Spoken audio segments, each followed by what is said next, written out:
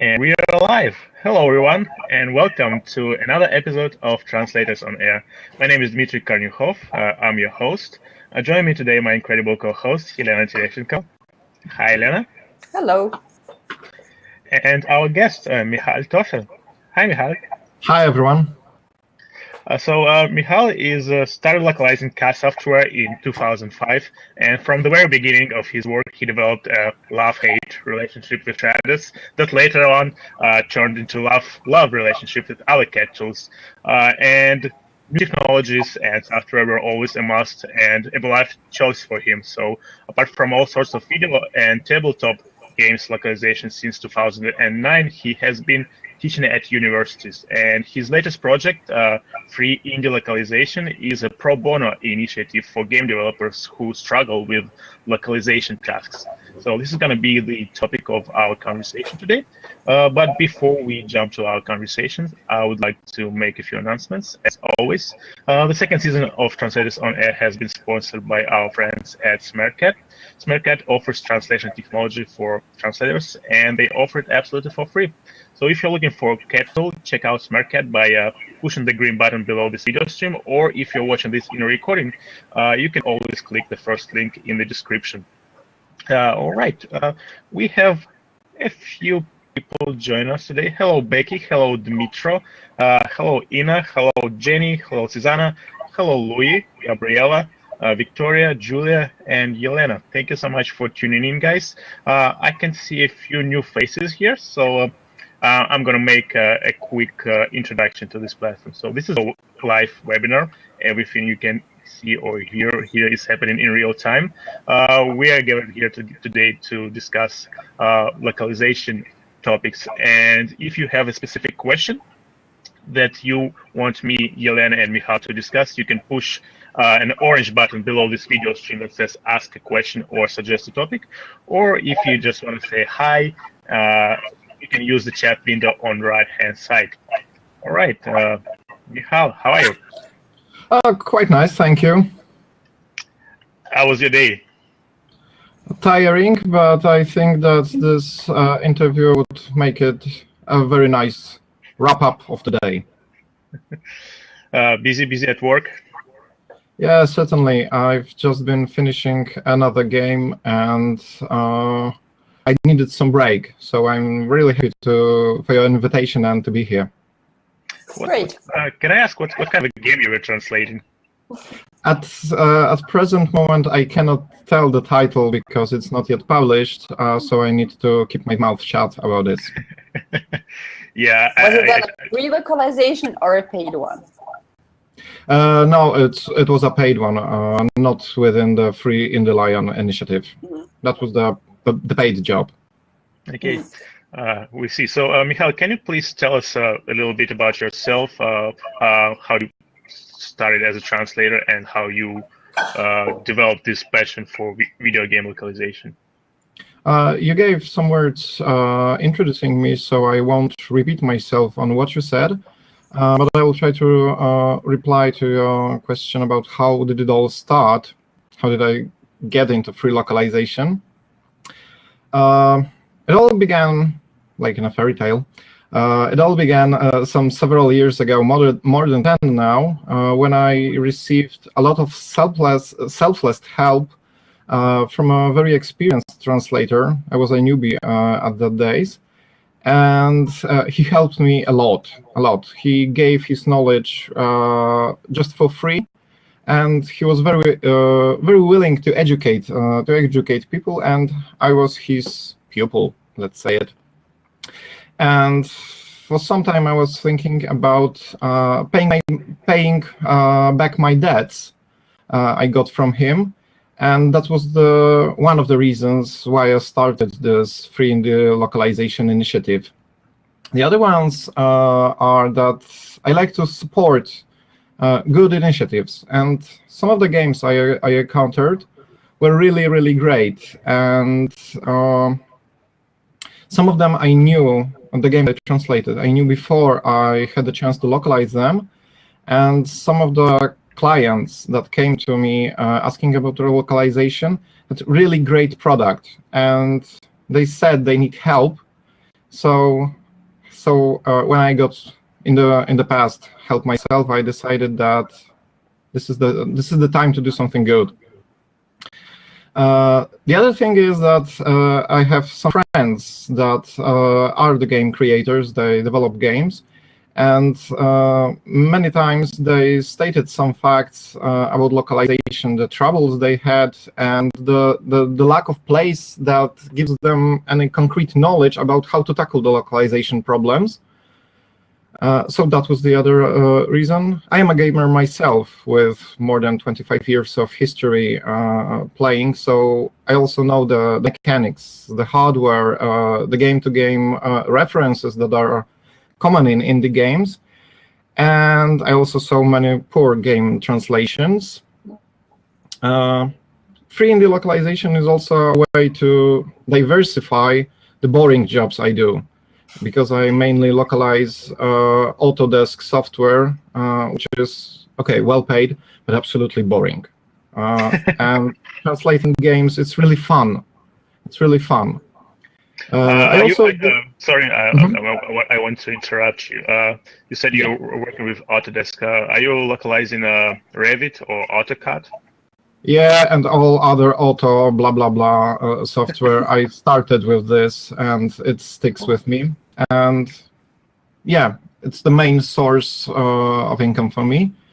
But as I said, it's really boring and repetitive and doesn't give any pleasure. So hence the games. I also graduated from teacher trainings college, and there was always an urge in me to educate. That's why I created the blog, and the entries there are mainly focused on real problems that were addressed by the game developers. And last but not least, doing something for free really pays off in both the terms of publicity and the PR and the money, because that's something that amazed me. Doing for free really gets you the money. And I think that would be all the reasons that made me create the Frindillion initiative. Yeah, can you please tell me how exactly this initiative work? Do you come up with the articles based on your own experience, or based on the questions you receive from the actual video game developers? Some of this and some of that. I had many talks with game developers when they were presenting the games, and I was part of it. And when I started tweeting some time ago, there were some questions about how does really the localization process look like? And this was the questions from independent developers mainly. Because one thing I would like to stress is that the free localizations I provide are only for very, very small companies, only for independent studios that usually do not have enough money for their first localizations. And I never localize any games for huge studios that really can afford to buy the service. And when I heard some of their questions, I started the blog, where some of the entries there are really replies to the very questions I got.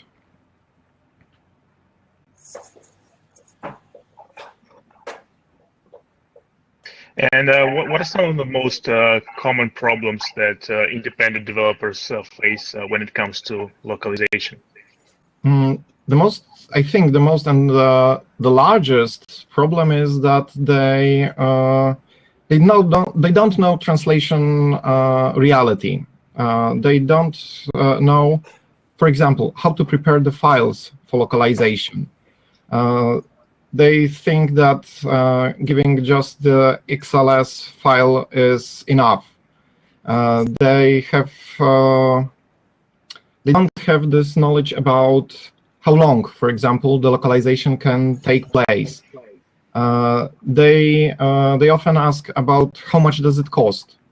I often said them that the cost is calculated by number of words and repetitions. I showed them some software I use for localization, And some of those topics are mentioned at the blog. But this general idea is that I try to show them what really happens with the file they deliver to me. What tools do I use? How do I prepare the file, and so on and so on? How do I calculate the time needed for localization? And I try to educate them on how to prepare the game for being localized, how to tackle the placeholders, time formats, number formats, and so on and so on. And the both initiative Translating for Free and creating the blog, they cooperate. And yeah, I think that answers a bit the problem. You have told us about why you help indie game developers. Now let's talk about how you choose the games that you localize for free. Are there any special criteria apart from the ones you mentioned already, that it should be game produced by a really small company, a really small developer? You should obviously like it, I guess. Mm-hmm. Are there any other criteria? Yeah, there are quite a few of them. In one of the entries at the blog, I created 10 questions that the game developer must answer saying yes. This is me. Are you small? Is this your first game? Are you willing to really cooperate and spare your time when I'm sparing my free time on doing this for free? So if they answer yes to those 10 questions, we're starting to negotiate. But one of the most important thing is that if they are willing to wait a bit longer for the localization to be ready, because I have to squeeze in these jobs within my time framework. I have to have time, and I don't want to do it quickly. I don't want to hurry myself, because there's always the quality gets lower then. So if they are willing to wait, if they are small, and if they are willing to promote me in exchange, because this is one of the most important things to me.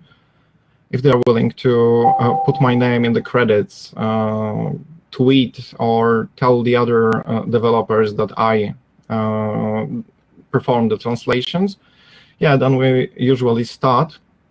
One more thing is that I try to avoid really large games with large word counts, because yeah, the time is not flexible. I need to squeeze this in, and I want to supply quality. So really large games like 50,000-60,000 words, I try to avoid, as well as I try to avoid the games I don't play myself. So I usually don't take sport games, or yeah, there are many sport games I do not take at all, because I don't feel comfortable with the subject. What kind of games do you prefer working on? Novelties, like really something new, something weird, and something substandard. A few days ago, I finished, I can tell the name, Political Animals. It's really a tabletop game converted into computer format, where you are a candidate that tries to win the elections. And I really like the art and the mechanics of the game. Although it was quite large, almost 20,000 words. I did it for free, and I did enjoy it. And the developers were also very cooperative. They replied very quickly to all my questions, and I felt that they are really devoted to give me the best information and to provide me with all the data I needed. That's great. Then you have developers who are very willing to cooperate. I think it's a very important part of the localization process, this two-way cooperation. I wonder if you ever had witnessed any localization failures among developers. So what the biggest mistake video game developers make when it comes to localization? I wouldn't like to talk about the language mistakes and the poor style or anything like this, but I can enumerate some of the problems from the technical side. So the biggest issue I've ever encountered that was very hard to solve was the file formatting for the XLS file. The developers created absolutely fantastic XLS file for translation, but they didn't localize any games before, so they created the localization strings in rows, not in the columns. So translating this file was a real pain, and we had to come up with the idea how to pivot the rows into columns, because simple pivoting wouldn't work because there were so many additional information, which was really, really helpful. But it took us a long time to convert the file to any usable format. And what also is very common, and it also comes from the lack of knowledge of the localization process, is that developers often use they don't use information, they don't give information, for example, about the gender of the characters that are in the games. So one of the things I ask is always to give me a gender of every character in the game, if there is one, because for English it's rather not a problem, or less of a problem than in Polish. I also ask them to check my translations. And this is the thing that they were not aware of, that they can check the translation from English to language they even don't know. And I remember one client that was absolutely amazed by the Xbench tool, which the translators usually know. This is a tool for performing some basic checks to the translation if it's of any quality. So it checks double spaces, number formats, etc. And I showed them that the translation can be checked, and it was amazing for them. We started using Xbench then, and they are still thanking me for showing this, that they can check the translations that to the languages they don't know. What about using images? When there are some video games where game developers, they have these non-editable images, and this might also create a localization problem, right? Luckily, I didn't have to tackle with this with in Frindilian, but I had some experiences with this approach and with my paid jobs, and I absolutely hated it when they are incorporating images, when they are very liberal with using placeholders for the names of the items or numbers. This is again another thing that I try to say to communicate to the developers, that they shouldn't be overusing placeholders, and if something works perfectly in English, it doesn't really have to work in for example, Polish, which is very difficult when it comes to the placeholders. Yeah, I remember I have these flashbacks from the projects I worked on. I remember sending something in the line of take X to do X when you X. Yeah. And go figure, what does it mean? Exactly, and the X might be everything. It might be an item, a number, a proper name, everything. Yeah, this is a real problem. But again, what I encountered most often when I cooperate with independent developers, they really do care about the language quality. The source text are really well prepared. I can feel that they do like their games, and this is very nice, because then if I see a well-prepared, from the linguistic point of view, well-prepared source text, my translation is also better. I also do care about this this work, and it's nice to have this one-to-one relationship there.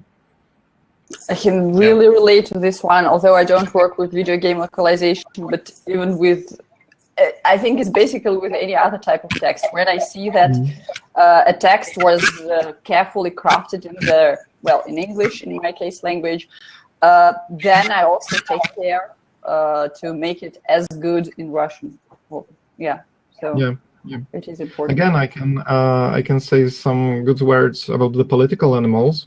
Some of the strings there, there were made up names for animals. So they took a name for animal like the turtle, and they tried to make this name from a name of the person. So it's Turtle Louisa, and there were like 200 of those names in English, and I took my time and spent really many hours to localize the names to Polish, and it was also great fun. But I saw that they really took their time to prepare their names, so it was impossible for me to do it without the craftsmanship, as you said. Yeah. Yeah, and it's a great linguistic challenge, and it's always fun to work on a project that take you to the next level of creativity, so to speak. Yeah. It's one of the things that that I do learn, because when translating the previously mentioned Autodesk jobs, I do not have to tackle such problems, which are nice, and they make me go out of my comfort zone and try to solve other problems than the one that I got used to, and it's also very, very pleasurable. Great. I have another question about the files that you get from indie developers who localize their games for free, or you localize their games for free, and how do they compare to the files that you get from your paid clients? So what I mean is, are there do you feel that they are as invested as the clients that pay you money, or is there any difference? I would try a statement that indie developers pay more attention to what they deliver in the localization kit, sometimes, of course, sometimes, than the paid clients. Because after translating more than 20 games now for free, I just had one situation where the client, the indie developer, didn't really prepare for the localization before they even send the first email to me. Usually I get some history of the company, what games they develop, what problems they had. I get a neat XLS sheet. I get many screenshots, some video materials. I very often get the access to the game, even if it's not ready, the beta versions. If it's ready, I get the full version. And when I compare this to localizing the games within my paid framework, I have never been given access to the game I localize. They are always in development. The clients are paranoid about not showing the game, even the screenshots. And there are sometimes situations that I'm asking many questions about the context. They reply there is no context, but I won't comment on. And few hours later, I see that they are posting screenshots and video materials on Facebook and Twitters with exactly the same things I was asking about. And this can sometimes be frustrating. And I have no such situation with indie developers where they do pay attention to what they want, how they want, and they commit their time to have the best service they can, even though it's free. Yeah, that's interesting, because actually do work with game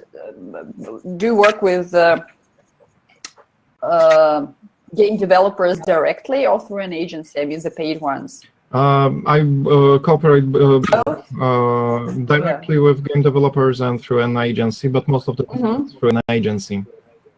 Well, probably that's the reason why your questions don't get through to the app developers. But it's actually very interesting thing, because when people are paying money, they're supposed to place more value in what you do. And here, in your experience, shows that it's actually sometimes the opposite. That's interesting. Yeah, and it's also hard for me to understand it, because when I translate AAA production, it's a money maker. This game is money maker, so they should invest in this localization, because it will be received by many players, bloggers, and it will be reviewed many times. And localization is very often looked at then. And on the other hand, I have this small independent companies that would sell 300-400 copies of the games, and they do pay attention. Every comma is important for them, every character name, everything. And yeah, they are close to the game. They're very committed. Yeah, I think it all depends on the size of the team that is working on the game. When we have a smaller team, they probably are much more invested in the game, because they pour their hearts and soul into the game. And then we have AAA productions. It's more of like an actual production, like a manufactured product with hundreds and hundreds of people working on localization alone. So I guess it's really hard to keep this same level of enthusiasm and involvement. Yeah, actually, I have a very interesting observation about localization. Localization does matter, and it matters a lot for both gamers and companies, because, for example, in Russia, we even have a YouTube show where a blogger, he basically bashes the video games that have been poorly localized, and he's only working on he's only reviewing video games that have been produced by AAA companies, which is very interesting, because you can see that this person he's not actually a video game localization expert. He's just a concerned video game player who wants to have a video game that is fully localized and has great localization. But sometimes with AAA products, it's not always the case. And we have this YouTube show intended for Russian audience. So it's a very interesting observation. And I think we just lost Michal. We did. We can wait till we will wait till he gets back to us. Have you Michal, localized in any video games for free, Dmitry? not video games, but as I work with WordPress a lot, and I build websites and develop the OpenMic community, I have localized a few WordPress plugins for free. Because I felt like this is my way of giving back to the WordPress community, because a lot of times when you develop a website, you have to use a lot of different WordPress plugins, and sometimes you have a problem, sometimes you are not experienced enough to understand how this plugin works, so you have to communicate with developers a lot. And I noticed that developers of WordPress plugins, and even the free WordPress plugins, they're very responsive, and they always take your feedback into account. If you notice a bug, they always thank you, and they always try to incorporate a fix in the next release. So I had this very great relationship with some of the developers whose plugins I use on some of my websites. And I figured, why not give back, and offered my services for free, and it was great. I think it's a great way to both give back to the community you belong to, and it's also a great way to promote your services because in both cases they tweeted my name, they shared a link to my website in the release notes, thanking me for my work on the localization. So it was a great experience. The only problem is that it's often very difficult to find the time for this kind of work because we all have to pay our bills at the end of the day, and squeezing in this pro bono work is not always an easy task. Yeah. What about you, Yelena? Have you ever worked? Well, I have been translating one article per week for my I Love Mondays newsletter. It's been actually more than a year at this particular moment. I started it back in October 2015. And hi guys. I've been disconnected. I have no idea what happened. Great to have you back. We've been discussing our experience of working for free, or in my case, it's probably not working. It's just having fun. I have a newsletter where I translate articles that I enjoy and articles that I like and send them out to a Russian-speaking audience, and I've been doing it since October 2015. And I think it's been the project that I have been able to be involved in for the longest time. So, and it's always a lot of fun. Now back to you. How do you find those games that you localize, or do you just have some kind of announcement on your website and the developers find you? How does it go? It worked both ways. It was amazing that after the idea of Frindilion came to me, and I created the website and started the Twitter profile because it's mainly around through Twitter.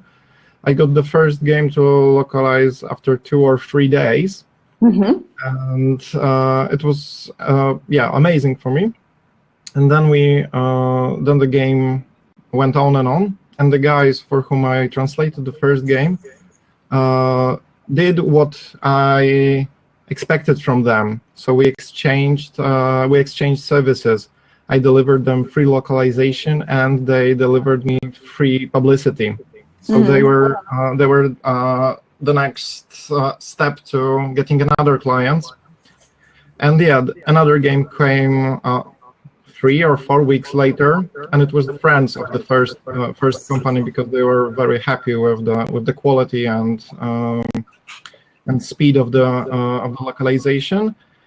And later on, I tried to market my services. I'm not too good at this, I must admit, but I'm trying to go out of my comfort zone and try to some new solutions. So by word of mouth and by Twitter, I'm gaining some more publicity.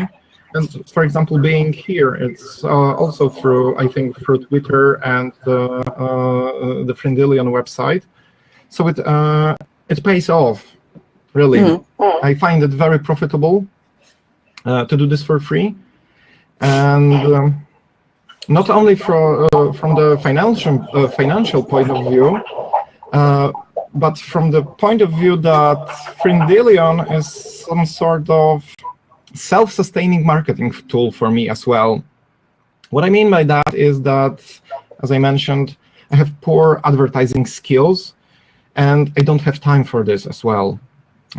So I know how to translate game, and I was thinking, how can I exchange the services? Because if I spend 10 hours on web promotions, I will get very poor results.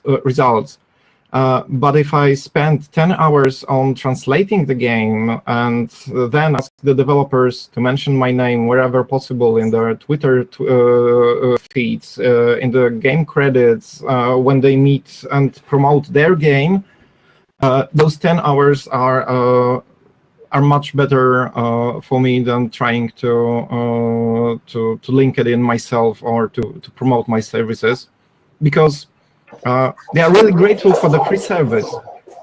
And if they tell about my services to their friends, to other game developers, you know how it works. If somebody tells you, if a friend of yours tells you that some service is good and this product is good, you are more willing to try it than when you see an advertisement.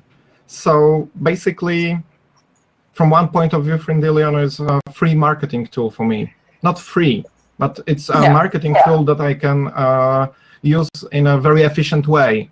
And it's also good service. They get good service, I get good service, everybody's happy. Yeah, that's a great approach. You mentioned that you got the first game to localize for free after 2 or 3 days.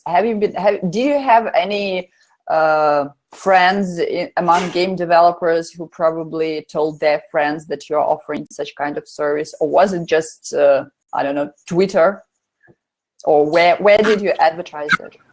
It was Twitter, and I think it was pure luck. On the other hand, I have quite many friends in the game development, but when I started the Frindilion initiative, they didn't know it exists. Later on, they got to know, and we exchanged some ideas. But first game, it was just simply luck, because then the website. The reason I ask this question is because I know that one of our colleagues also tried to offer free services, not for game developers, but for app developers. And as far as I know, it didn't really work out. So no one contacted him. So there must be kind of luck. Yeah. Or you know, on the other hand, I know that promoting free services is to a certain extent discouraging for the potential clients. If people see you do work for free, they tend to think that you perhaps have no qualifications, or you're not proficient with what you do, and very often you're not treated seriously. On the other hand, something for free is always to a certain extent attractive. And if you can support your free service with experience, and if you manage to break the wall of mistrust towards this free service, there is a high chance that you will get those jobs or whatever you're trying to do. And I know that this might be the case in my situation, because I don't do free services at the beginning of my career.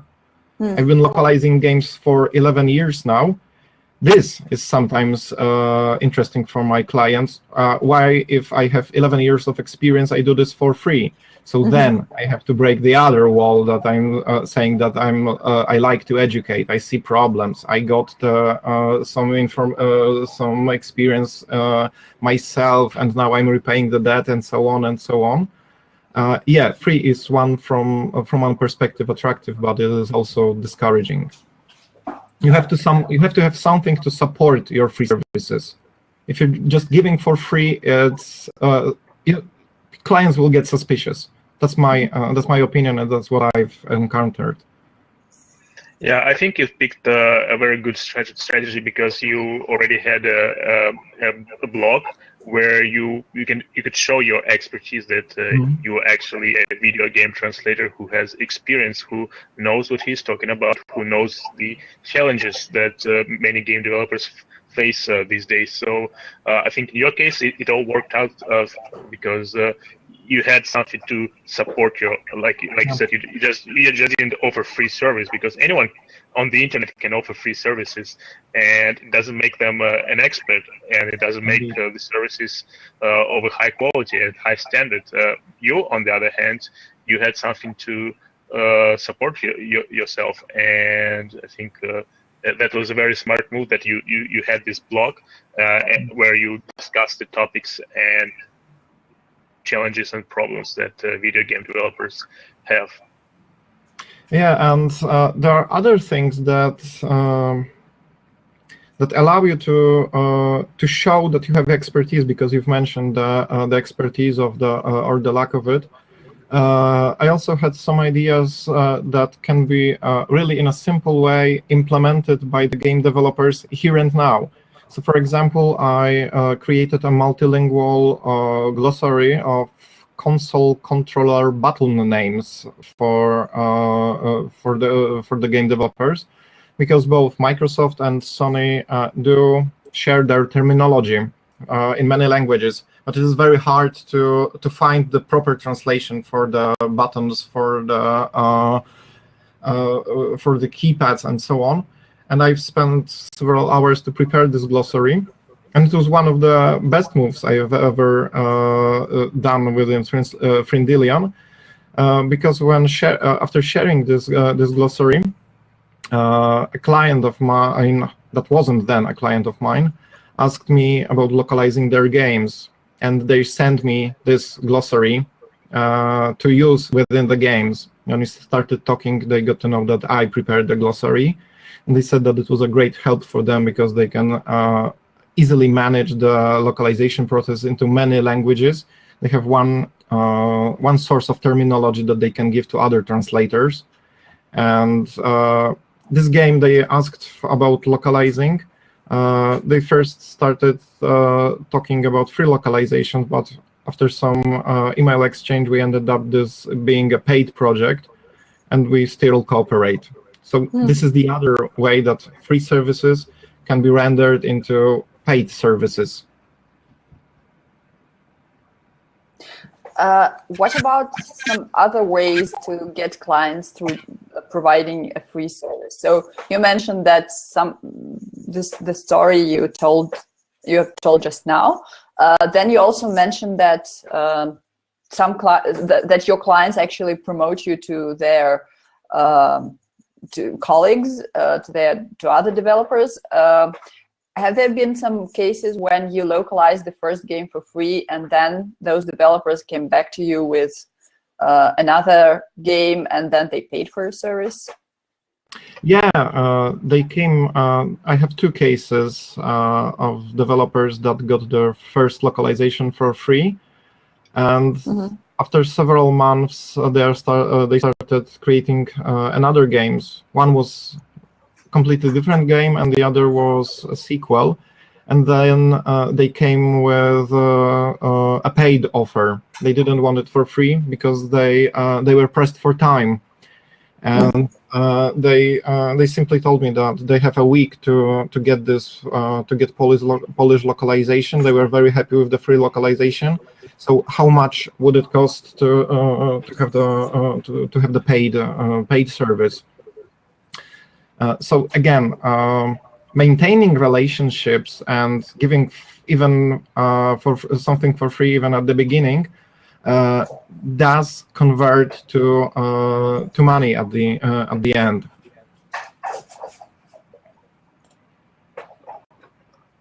Yeah, I think it's a very smart approach. I have a question about finding the time for this kind of work, because when you went offline for a second, Elena and I, we actually had a little chat about our experience of doing pro bono work. For example, in my case, I was localizing WordPress plugins for free, and Elena translates articles.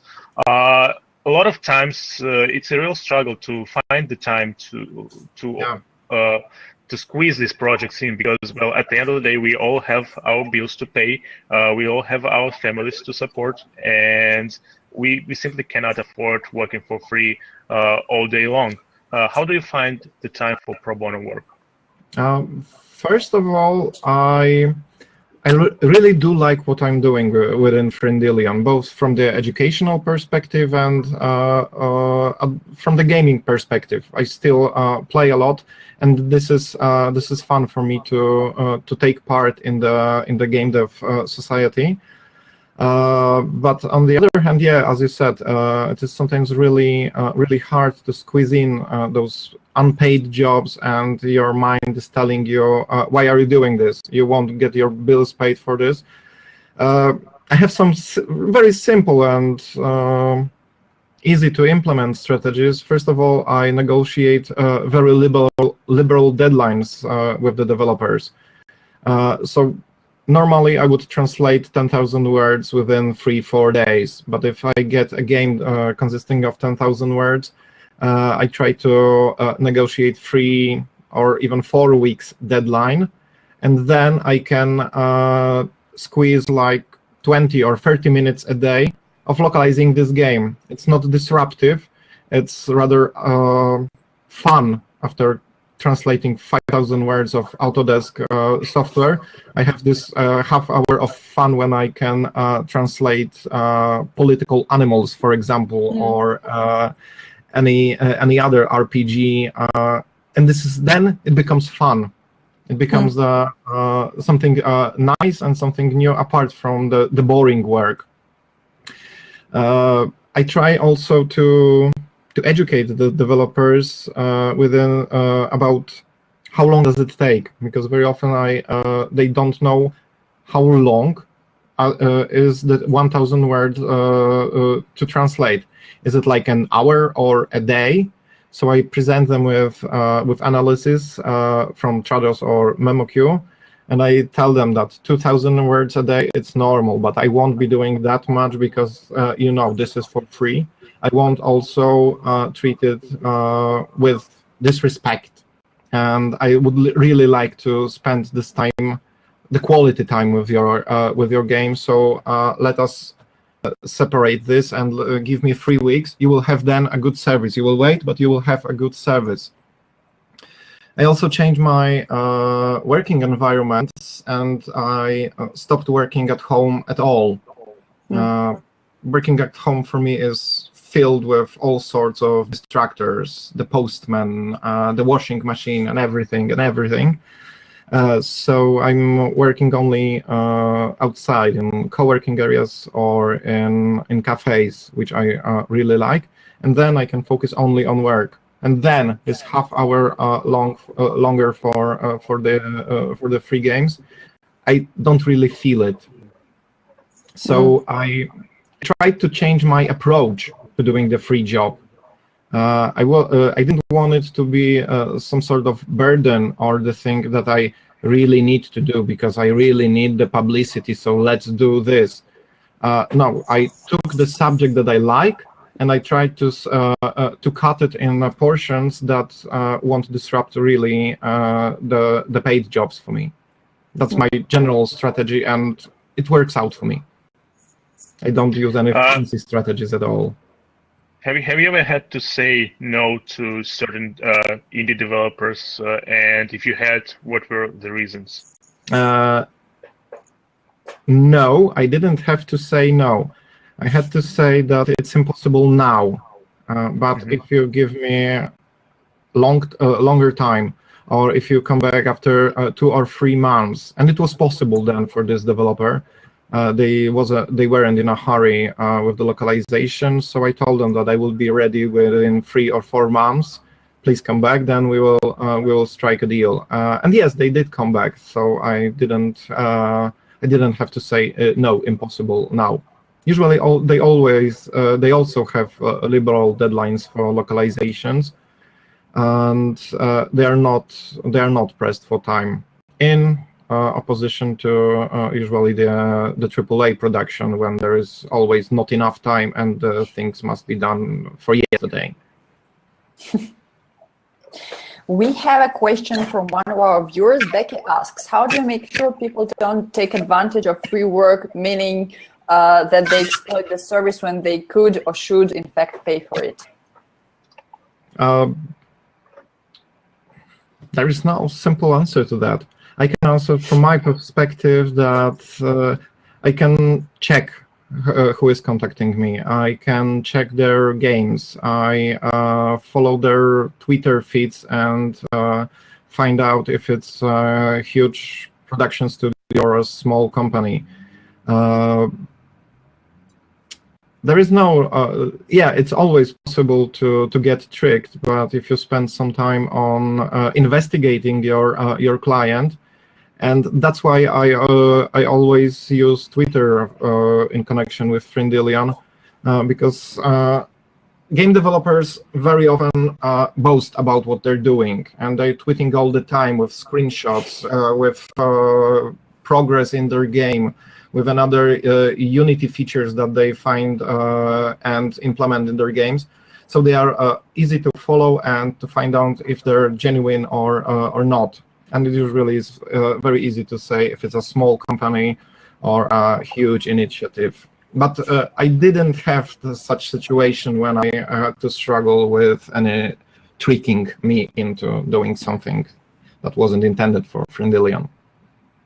But usually if you just spend some time on investigating, there is a high chance you will know if it's genuine or not. Yeah, I think it makes perfect sense. And with social media, it's super easy to figure out who the client is, what's the size of their company, if they have previously published products and video games, and if they are working with a publishing company, and in fact they can actually afford to pay for their services. So yeah, basic research skills are always useful in our line of work. Indeed, indeed.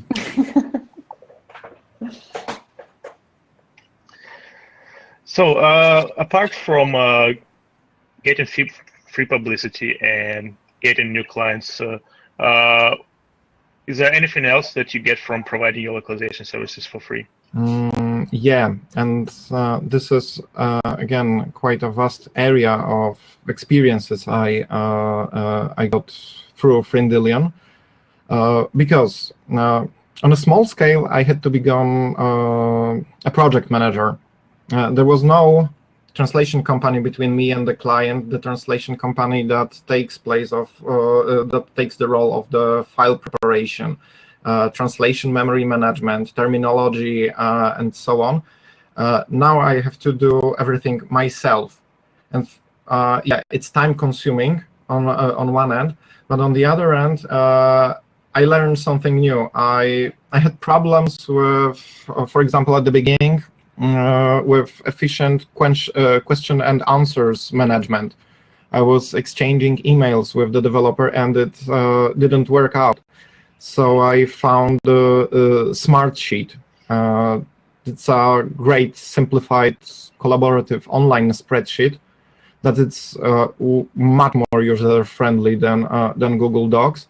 And then all my problems with questions and answers disappear, because I fill in the questions and I manage the sheet, and the developer can answer my question whenever possible, flagging the entries with statuses, and it works great. I had to learn some other tools, like, for example, terminology extraction tools, which I rarely used. But for some jobs, I need to extract the terminology and deliver it to client. It mainly concerned the genders of the characters. I had to take out all the genders, and the developer needed to put all the names, and the developer needed to tell me what the gender is. And there were quite many names, so doing it on the spot was a requirement to get the localization going. And coming back to the previous question, yeah, I had to learn a new time management skills, because if I wanted to localize the games in this way I mentioned, so half an hour every day, I had to put myself on a leash. So don't work too long.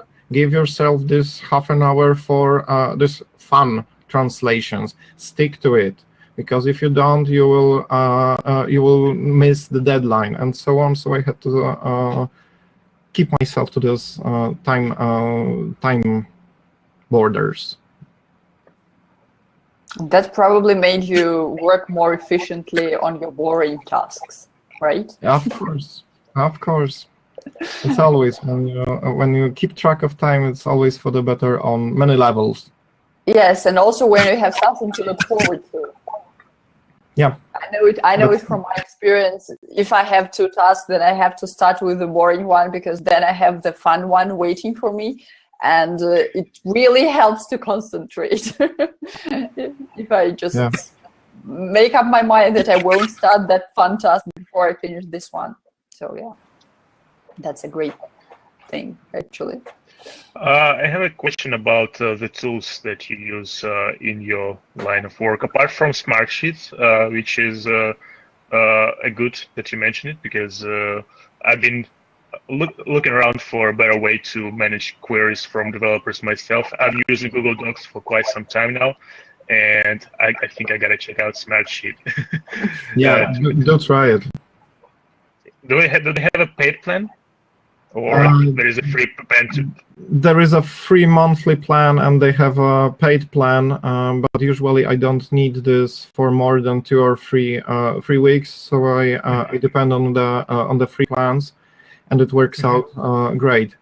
Okay. Apart from the Smartsheet, I do like working in MemoQ. So MemoQ, as for the paid jobs, it is used in free localizations as well. I prefer MemoQ to Trados because MemoQ is much more efficient when it comes to importing multilingual Excel sheets. So it gives me a lot of freedom to import the columns I want, to put the length restrictions, to use regular expressions, and so on and so on. So MemoQ is the basic tool I use. I also use Xbench, which I mentioned before, both as a concordancer and a QA tool, and I try to show it as often as possible to the game developers for them to check the translations as well. And I think apart from that, I do not use any other fancy tools because those 2 tools really do everything what I need to do within those small jobs, because as I said, I don't take more than 20,000 words, so these 2 are enough and okay. Is there any advice that you'd like to give to our colleagues who would like to try out either free localization or free translation? You try and do it as long as possible. If it pays out, do continue. If it doesn't, if you get frustrated, please do not continue and try any other niche. I think that's what worked out at my end, so there's a chance that it will work out also at your end. I think it's the best advice to try things and to do what you like and to stop doing what you don't like. Yeah. It's simple. It works. It works. Definitely. Thank you, Michal, for joining us tonight or today, depending on. Yeah, for you it's also tonight, just like for me. It's been a great talk, and I've always known that working for free strategically can give you a lot of things that you probably don't expect when you first start doing it. Thank you, everyone who joined us today. Thank you for your questions, and we hope to see you next time as well. If you're watching us for the first time, please visit our website at translatorsOnAir.com to subscribe to our newsletter so that you don't miss our next episodes. And don't forget to check out the website of our sponsor at smartcat.ai, and we'll see you next week. Thank you, guys, and thank you, Michal. Have a wonderful day, everyone. Thank you for having me. Bye. Bye-bye.